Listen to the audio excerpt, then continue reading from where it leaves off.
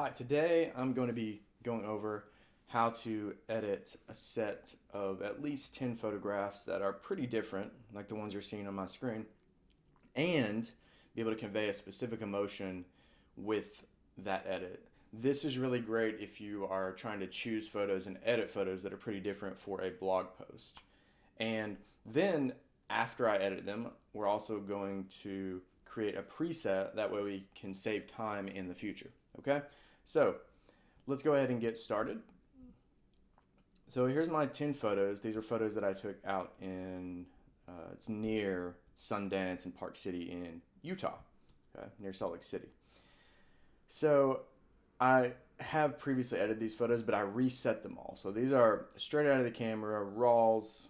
So um, now before I start editing, I do want to point out that many times I use my presets and they save me time. Okay, so um, the reason why presets are amazing is because you don't have to go through and move those sliders over there on your right like you're seeing every time. Okay, that's why presets are good. All right, now another thing with presets, as you are using presets, it's very, very important to reset that. It's very important to understand that just like what you saw happen a second ago, you're gonna have to change these sliders after you push these presets. Okay. At the end of this video, I'm going to show you how to make a preset on your own, but understand that every time you create a preset and it looks good, it doesn't mean it's going to look good on every other photo. Okay. And you're also seeing that recently I've been updating my presets and it looks like I missed some things and I accidentally added in white balance, and you're not actually supposed to do that. And I'll show you how to fix that in just a minute. Okay. But let me go ahead and reset that photo. All right. So the first thing I'm going to do is I'm going to start up here at the top. Now, the emotion that I am going for conveying is joy, optimism, passion, right? This is a wedding photography shoot. I am a wedding photographer. I'm trying to attract wedding photography clients, all right? And I've already spent a lot of time going through and reflecting on and choosing the vibe and the emotion that I want to communicate. And what I've decided is that more magenta, more yellow, and oranges are the colors that can generally create that vibe in my photos. Okay. And our challenge here is to do that with all these photos. And you can see that it's going to be a challenge because we have some very, very different photos from this shoot with very different colors in the background. So it's going to be interesting to do this. And I don't even know what's going to happen, but let's do it. Okay. So what I like to do in the beginning when I am choosing photos for a blog, after I've chosen them, I'll kind of choose the one that is the most neutral to start off with, right? The one that I think has the most ideal light, has the most neutral colors, right? So, for example, I probably would not start with this one. There's just um, so much yellow in the background, and that's not the case in most environments and at least half these photos you can see. So it's going to be a challenge, and I'm excited to take it on. But the photo that I think really is the most neutral is probably this first one here. You can see that the white balance is pretty on point. You know, blues are blues, greens are greens. They look like themselves here, you know. So I'm going to go ahead and press D to get into develop mode here. And what I'm going to do is I'm just going to go all the way down our slider decisions. These are all the editing decisions we're going to make. And I'm just going to show you the basic ones that I use initially to recreate some of these presets that I have going on over here. That way you can save a ton of time in the future. Okay. So starting off initially, I'm going to actually skip white balance just for a second and come back to it. Okay. So I'll start with exposure. So when I'm initially doing exposure, I'm doing it for individual photos. This is not going to be in my presets that I'm going to make at the end. Okay. So this will also be changed multiple times, likely, especially if it's going on a blog. okay? I'm going to individually expose and white balance photographs, okay? But so I'm gonna come back to that. So I'm just gonna start off by cranking up my contrast to like 4 really quickly. I usually am bringing down my highlights just a smidge, bringing up my shadows, bringing down my whites a little bit, and bringing up my blacks, okay? All right. That's going to help with what's called dynamic range, and you're going to see in a minute where I'm going to be able to add a little bit more customized contrast, okay? You can either decrease your clarity if you're wanting more of a film kind of look, or you can increase your clarity. Both are totally fine decisions. It doesn't really matter. So what I would do is I would just experiment with what you're digging better. For my style and this photograph and this set, I'm gonna probably increase my clarity, maybe up to 5 for this one. Dehaze, I'm gonna probably move it up to, I don't like to do too much dehaze, so I'm just gonna do a little 2. It's another way to add some interesting contrast, okay?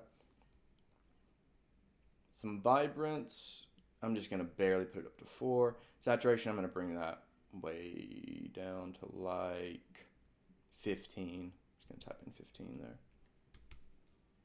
This may change, okay? This is just kind of my first basic edits, all right? I'm gonna go ahead and do before. There was before and there's after, all right? So we're coming along. All right, tone curve. This is where you really can control a lot of your contrast. This is where kind of organic contrast lives, okay? Now, the easiest way to add some really, really dynamic, beautiful contrast is to lower your shadows. You can watch my photos, I'm doing this. Lower your darks just a little bit.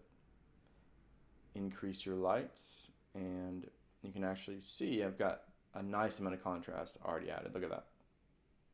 Okay. This is how I make my photos more dramatic, through tone curves. Okay. Now, a lot of photographers love going in and clicking this little guy and changing the red or green or blue channel. This is how a lot of fine art photographers or just more creative experimental photographers can mess around with colors.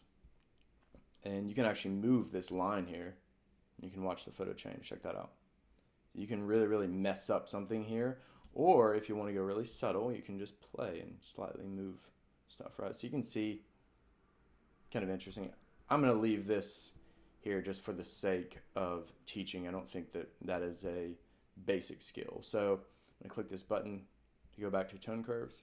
Highlights, depending on the photo, I usually bring them down a little bit, at least like to 5, and it just depends. You know, her arm here has got some highlights on it, but I did a pretty good job of exposing the image at this point, so I'm okay. And I'm not, you know, sometimes I crank it down to like negative 50. Okay, this photo doesn't really need it. You see that? Okay. All right, let's go down, and HSL, you got your hue, saturation, and luminance. This is gonna be probably a different video. This is just a big experiment, all right? You have to figure out which colors you want to be more prominent in your photographs, or maybe you need less of. For this photograph, I might need less green and actually less yellows. So I might bring down the saturation. I might see what would happen if I mess around with luminance for green, because there's so much green, just to see if it can help focus a little bit more on my subjects. I don't want to do too much because I am trying to create a basic preset to use in the future, but this area is worth experimenting in, all right? But that'll be another video. Split toning, I've actually done another video on split tuning already, and I've created some presets from that video right here. And so I'm not going to actually move the sliders. I'm just going to choose one of my split tone presets. And I'll leave a link below if y'all want to go check that out on how I created this. So I'm going to choose my split tones 1, and see that was all it did is change my split tones. And I'm going to show you how to make a general preset as well as other presets like this too. So hang out to the end of the video. All right. So here's before, here's after right now, and we're not even all the way down to the bottom on our basic so far. So sharpening, I am usually at like 35 to 40. Here's a little cool tip. If you hold Option and drag the masking, you can actually have this really great guide popping up. And some of you are like, well, what does this even mean? The white that you're seeing is actually where the sharpening is going to be applied. So it's actually creating kind of a layer mask of sharpening. Okay, so it's not going to sharpen the parts of the black, but it will sharpen the parts of the white. Okay, so it looks for where there's focus and high detail generally. But it's something interesting if you're trying to like just focus on your subjects. All right?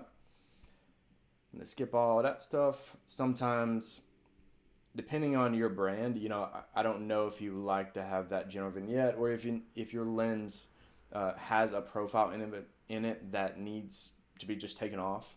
If what I would do is I would click this button on your photos and just see if the effect of it looks the way you want it to, right? Sometimes there are times that I need to enable my profile correction because the three lenses that I use, they're different from each other, obviously, and as you can see, it makes a pretty dramatic change. Okay, so play around and see what works for you there, but just all you gotta do is just click that enable profile corrections just to see if you like it.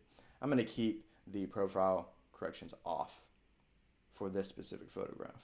All right, grain. I'm always adding grain here. I'm just gonna crank it up to like 30.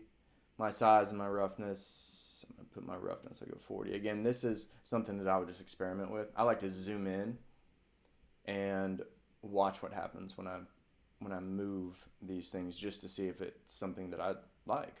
Okay, and you can notice whether you need to decrease or increase roughness, size, or amount. Okay, so I'll put mine in 25, 24, and 40. It's fine. Yeah, there's before and there's after. You can see the effect of it. Good. We're looking great. Process version, I would just make sure it's the most current one you have. And tints here. So I'm generally not going to mess around with this anymore. All right. I can control this stuff in my split toning. Okay. I can control highlight and shadow colors and split toning. So I'm good here. Okay. So there's before, there's after. It looks great. I'm just going to scroll all the way back up to see if there's anything else that I might want to change before I make a preset out of this. The sharpening looks good. My split tone looks great. So colors, again, you're going to need to update your HSL in the preset that you're getting ready to make. So it's really simple to do that. I'll show you how to do it. I might want to bring down my dark a couple more here just to add a little bit more dramatic contrast. I like that, you know, and as you start to get better at Lightroom, you'll be able to figure out how to shoot for a specific edit too. That'll probably be in another video. All right. So let's see what we got. I'm just going to move some of these sliders to see what we're feeling. I like desaturated photos generally. I'm going to zoom back out to see if my vibrance looks good. Sometimes when you just crank the vibrance up, you can completely change a photograph. Check that out. You know, some of y'all love those vibrant colors, and that's cool, totally fine. And some of y'all might just want to keep it at 0 if you're looking for a more film cinematic look. I'm going to go somewhere in the middle and maybe do like 15 for this preset. So before, there's after. And I'm going to leave my highlights, shadows, whites, blacks to this because this is a great basic look. So highlights down, shadows up, whites down, blacks up. That's the basic dynamic range. And then just crank up my exposure a little bit. All right, I'm ready to create my preset, okay? So if you go up to your top menu, you can click on Develop and New Preset. Or if you're like me, you can do Shift-Command-N on a Mac, and the new Develop preset will pop up, okay? So first off, you want to name it. I'm just going to call this Mark Maya's first basic preset. Give it something meaningful, that way you know what it is, okay? Don't, if this is the first time you're making a preset and you're like, wow, this is a big deal. It's really not a big deal, but make sure that you are giving yourself the ability to build off of that preset, and just name it something meaningful. If this was my first basic one, call it the first basic one. That way you know you can make a second base one. Okay? All right. Group is essentially just the folder that those presets live in. You can see that over here. So I made one just for split tones there, but I actually have a set called Mark Maya Presets. So I'm going to actually throw this in there just to show you what that looks like in a second. All right. I'm going to go ahead and click check all. Now, you do not want all these checked in a basic preset, especially your first one. Let me repeat that. You do not want all these checked. Okay, so we're going to go through and uncheck a few actually. First one is white balance. Each photo needs to be white balanced separately, and I'm going to show you an efficient way to do that in a moment for each individual photo in the set. Next thing is exposure. Each photo should be exposed differently.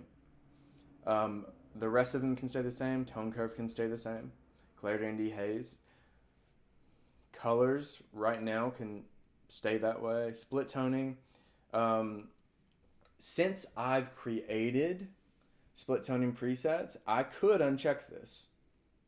But I think that my warm split tones number 1 is a great base one, so I'm actually going to keep it there. I'm going to uncheck graduated filters and radio filters because those are individual photo decisions in Lightroom that should not be applied to all photographs in general. Okay, some photographers know how to do this, but it's more intermediate and advanced. Noise reduction, keep it. Lens correction, again, that's totally up to you. I'm going to keep everything like it is. I'm fine with that. Transform, I would uncheck that. Again, that's a individual photograph. If you're trying to straighten or change the way a photo looks dimensionally. Effects, post-crop, vignetting, and grain, completely up to you. I actually have a whole grain pack that I use, so I could uncheck that. I'm going to keep it for this specific tutorial video purpose. Process version and calibration, I'm going to keep it. So again, we're going to go through and I'll check none really quick and I'll check all. All right, so I'm unchecking white balance. I'm unchecking exposure. I am unchecking graduated filters and radio filters, and I'm unchecking transform, and I believe that's it. Okay, so those are the main ones for a basic preset. All right. As you make more, you'll probably figure out different variations of what I'm doing here. Okay, this is what I did in the beginning. This is what I still do in general. All right, and press create, and I'm gonna go up to my Mark Maya presets group, which is up here, right there, and you can actually see there's Mark Maya's first basic preset. That's that preset that we just made. So I will click on just MM1, which is my other preset, and you can see it change pretty dramatically. But come on, buddy. So there's that. And let me click back on my preset that I just made, and you'll see the sliders move and you'll see the photo change. This is a great basic preset for photos. Okay. Now I want to move my temp, I think, for this specific photo a little bit to the right to make it a little more warmer. Not much, because I did a good job of white balancing in camera with this photo. And I might increase my tint to the magenta side, maybe 10. Okay. Great. That's probably a little too much, actually. Maybe down to 7. There we go. A little more natural. Love it. Love it. Okay. Now, if I was trying to get this edit on all the rest of my photos, it's fairly simple to do since I started with a fairly neutral image. So I'm going to start off by copying the edit that I just made there. Now I'm going to ignore the preset for a second. Okay. So don't use that preset on all these photos right now. Okay. I'm going to show you how to use the decisions specifically for this photo and throw them on all these photos to create a consistent look and feel that will convey the same emotion. Okay, so all you gotta do If you're in library or develop, you can do Shift Command C for copy. And you see that this looks very, very similar to the develop preset window that we were just looking at. All right, you can check all these if you want to. Now, since I am actually in a very similar environment, I'm going to actually check white balance. I do want the same white balance on these photographs in general. I may have to change each individual one, but I do in general want the same one. All right. That's usually the same for exposure, but it really depends on like where your light source is. You can see that I have some backlighting, I have front lighting, I have some weird creative things, and I even have a landscape. So for this specific one, if you are good at exposing in camera, uncheck it. I'm going to keep it unchecked. Okay. I don't want brush checked either. I don't want spot removal checked either. And let's see, anything else I want checked. Everything else looks good. So I'll press copy. And then I'm going to hold shift and select all these photos. Then I'm going to do Shift Command V, which is paste. And you'll see all the photos change. You see the preview change here. And now they all have a very similar feel, but as you can tell, I'm going to have to go through and make a few decisions to make them look a little better. All right, so I'll start here on this next photo and press D. So first thing you can see is I need to make sure that they're lightened up a little bit more. So I'm going to increase my exposure. That's my exposure. I am using the right, let's see, pointing to the right.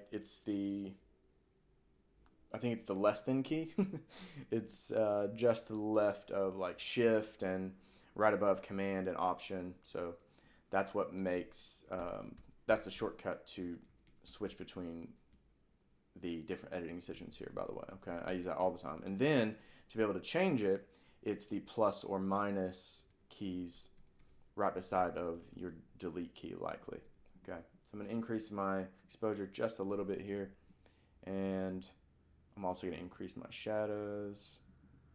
Sometimes I like to do more minute adjustments with certain ones, so I will individually hold the slider. All right, so there's before, there's after, looking decent. I think this photo specifically, I'm going to go down to my tone curves and maybe increase my lights a little bit. I'm going to increase my darks. The reason why I'm doing this is because I want the focus to be here. I want people to be able to see what's happening here, and I also want to really separate them from the background. So I'm just going to move stuff around, not too dramatically. I just want to see if I can make the photo a little bit better. I'm also looking up here while I'm editing too, by the way. This is the way up here in the top left is where it's the version of the photo that most people are going to see, especially the size, right? This is where people will likely be scrolling through this on your blog or on social media. It looks more like this. Okay.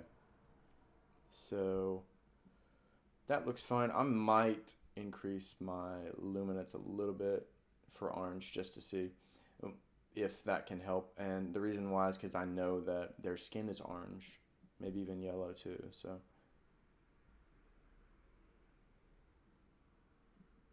there we go. Looks good. So much better. A little bit too much. And I can also go in and press K and do a little bit of brushing. Like if I wanted to increase the shadows just like right here, I can make a shadows effect and increase the shadows just a little bit and brush in some increased shadows right here.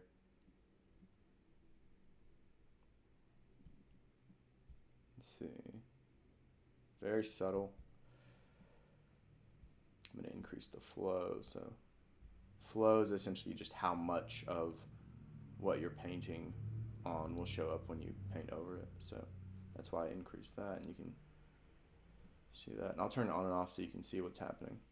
There's before, there's after. Definitely helpful. Okay, wonderful. I'm good with this photo. Now, I'll go back to my library grid, and you can see that the magenta tones here are a little bit more. So I might go back in there and go down to my shadows 10 at the bottom and just throw in a little bit more of that. And then, one thing I do not change in general is the split toning for a set of photos. Usually that's how you can create the overall basic look. All right. Now, the reason why this is happening is because now my subjects are in the shadows, and on the previous photograph, they're not in the shadows. Okay. You can see that they're actually lit by the sun, so the background's more of a shadow, and that's why this is such a challenging set to edit here. Okay. So I think what I'm going to do is lower my shadows just a little bit. I'm going to increase my contrast just a little bit, and I might bring my tint up a little bit too to more magenta, just to see if I can get that similar look here.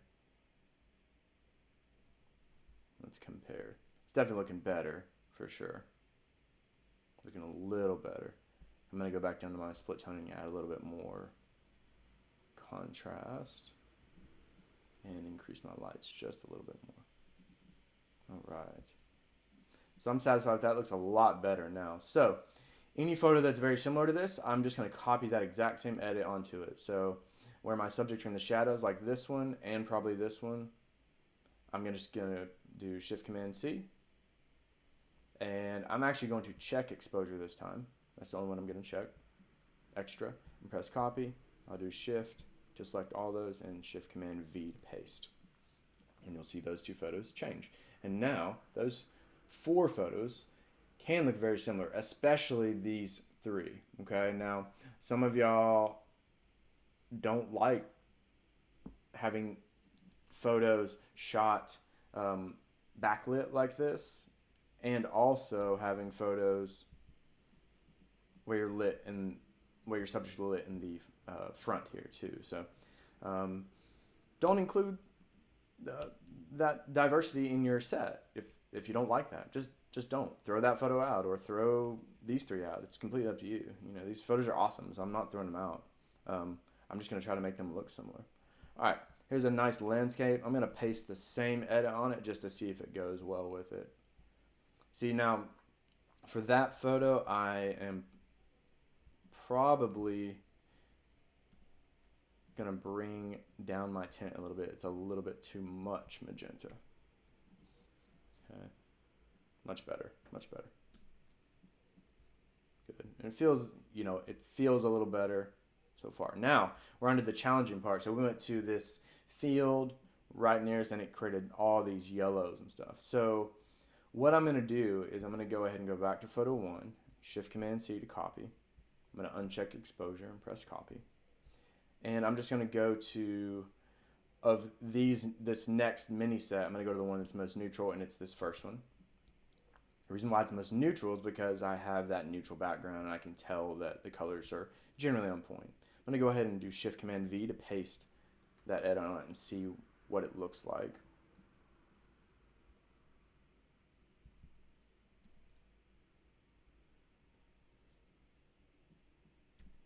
There's before, there's after. I already pasted it actually, so I forgot that I did that. So let me go back to my grid and see where we're at here. So again, what I'm trying to do is get the similar feel from these photos, communicating specific colors. So again, I'm going for a little more magenta, a little warmer in general, but not too much. I don't want to go overboard, okay? And I'm trying to make it look like these are all the same set, all right? So let me go through and see if I can help with this. All right. So the first thing I'm going to do is increase my tint to 12 toward the magenta side a little bit more. I'm going to, already I know I want to press K and paint in some of those really subtle shadows. Make sure my density's up. Yep.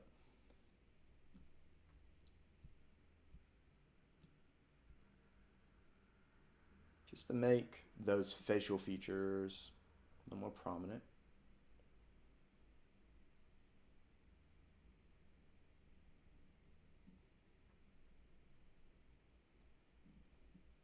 Let's see what that looks like. A little bit before, a little bit after. I'm going to go up and probably increase the shadows just a little bit. There we go. Yeah, there we go. Yeah. All right. Back up. Okay. Now I can see after that I probably am going to want to increase my exposure just a smidge. Good. See if moving shadows can help just a little bit. And then I go down to tone curve and play around here to see if I can make the photo look a little better. What I'm doing, I'm really looking up here again, okay? So that's why I'm doing this. As I'm moving the slider, I'm just seeing if the decisions I'm making are helping the photo look better. They don't change the emotion that's communicated per se, because I'm not really changing the colors right now. I'm just trying to make the photo individually look good and see if it goes with any previous edits. So now let's compare and make sure that we're looking good here. What I like to do, this is a little hack that I do. So I will select photos that are in question and then just click through them to see if they go well together. Okay. The one thing I'm noticing is that my highlights in this photo that I just edited probably need to be brought down in some way, shape, or form. So let me go ahead and go back to develop. This might be a place where I want to decrease highlights just a little bit. Yeah. And I will also go back up here and see if lowering the highlights up here might help too. Sometimes whites as well, but not usually. Maybe just a little bit down. Okay. I'm gonna add a little bit of contrast. I think that might help too. Now let's do that same thing again. So I'm gonna select it with all my previously edited photos to see if they just go well together. Okay. What I think I'm gonna do is go back down to the bottom, and I'm going to move my shadows tint down here actually to -1 or 2, because it's looking a little bit too magenta, especially on them. So let's see if that helps.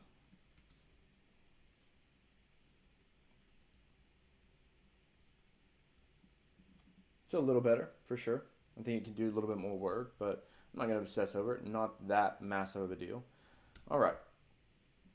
The one thing that I still want more of is more contrast. So I think the way that I'm going to do this is add dehaze this time. Dehaze, the actual contrast, and split toning are the 3 ways that I generally add contrast to my photographs. It looks so much better. Great. I actually want it to be 10. That's where I wanted. Good. Looking good. All right. I'm going to go ahead and copy that edit. Shift-Command-C. I'm going to check exposure because I've got a similarly lit set of photos here, and I'm just going to see what happens. All right, so I'm going to hold Shift, click on the last one, press Shift-Command-V to paste them. And let's see if we can get a little bit closer to a set of 10 photos that are going to go well together in a diverse environment.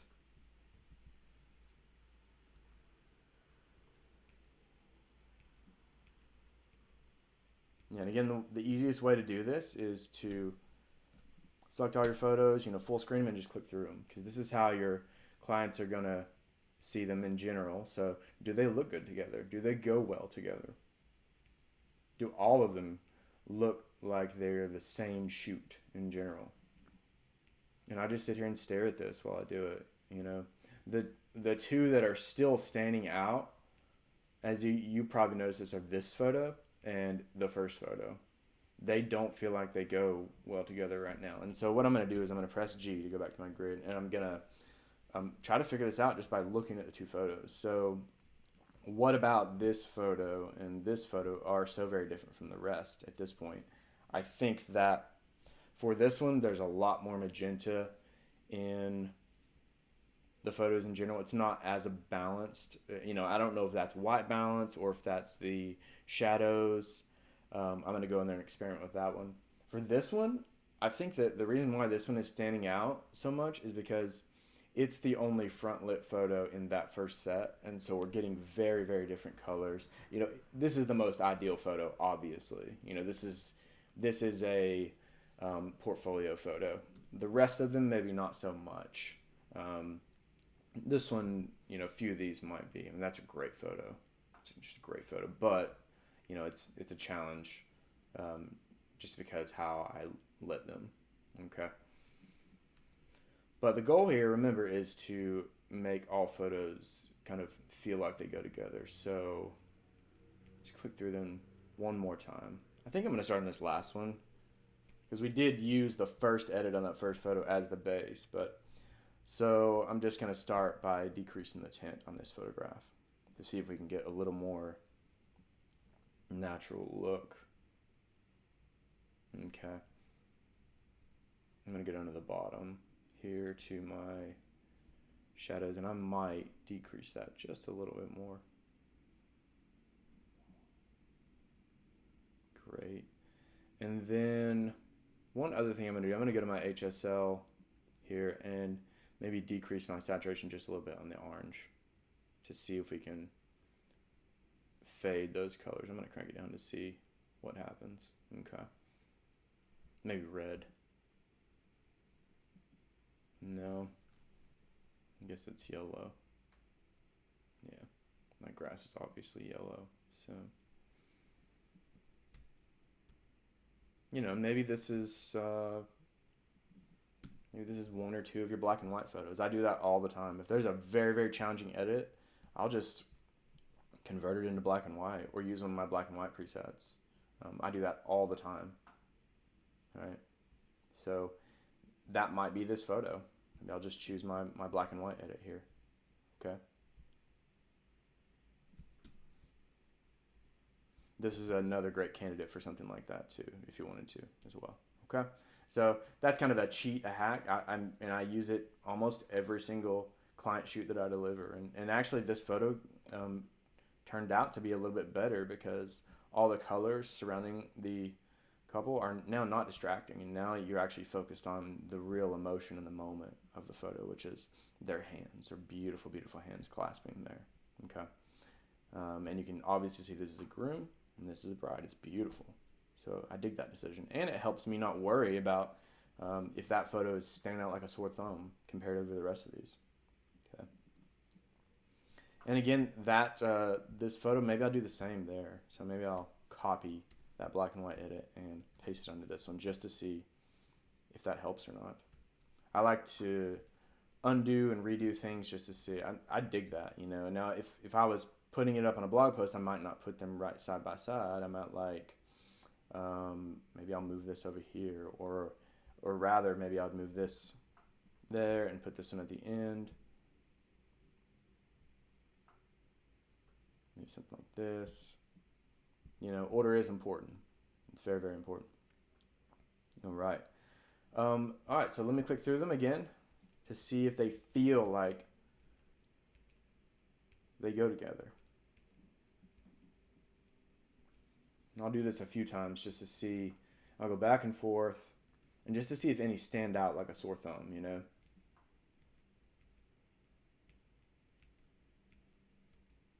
I love this set. It's a really cool set, Always like to include a landscape photo where we're at because I like to do outdoor and travel stuff. Cool. Well, that is good for me. You obviously have the ability and the option to spend more time, but that was a quick overview on the basics of Lightroom and how to use editing one photo, creating a preset from it, and then adjusting that edit on every other photo in a set for a blog post. Okay. Now, here's the cool part. If I go back into my develop mode, now I actually have that preset that I first started with right here for my next set or my next shoot. Okay. So for beginners, this is really important because let me just reset this. Let's say this is a brand new shoot and I am like, man, I want to make sure that this look is similar to my last shoot, because consistency and continuity and conveying the consistent emotion is important. All right, so let's say this is a brand new shoot. Now all I have to do is go to my first basic preset, click on it, and boom, all those basic decisions that I made last time are right here for me. And now I can just go through and make those small adjustments that I made a moment ago on each of those photos without wasting that initial 10-20 minutes for one photo. Some of y'all are doing this for each photo individually, and it's just not a good use of your time. So use presets. Anytime you change it and feel like you want to use another different edit, just make another preset. Again, all you have to do is do Shift Command N and name the preset. Make sure you're checking whatever you want on that preset. You know, maybe you just want to have a tone curve preset. Check none and click tone curve. Okay. Maybe it'll be tone curve preset. Whatever you want to do there. Okay. You have all options. You're in charge of your editing, but just do it efficiently. That's all I ask of you. Don't waste time. Don't kill yourself. Don't spend 20 hours editing weddings like I used to. Figure out how to use presets over and over and over again to save yourself time and become better editing without re-editing every photo. Okay? Hope this was helpful. Again, I'll leave a link below this video if you want to go watch the how to make a split toning preset like these at the bottom. I've got a video where I walk you through how I did this and why I did this. So I'll leave that at the bottom. But thank y'all for watching, and I'll talk to you next time.